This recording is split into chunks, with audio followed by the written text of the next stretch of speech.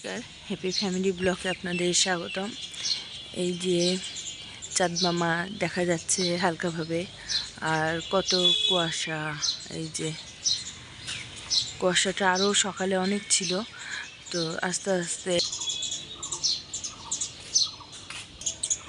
এই যে আরও কুয়াশা ছিল অনেক, চারিদিকে একেবারে দেখাই যাচ্ছিল না মানুষ।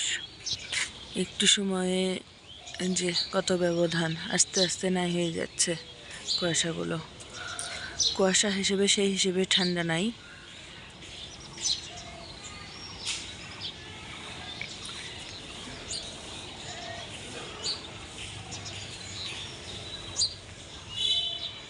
যে এদিকটা একটু আছে, আর এই তো চাঁদ মামা উকি দিচ্ছে।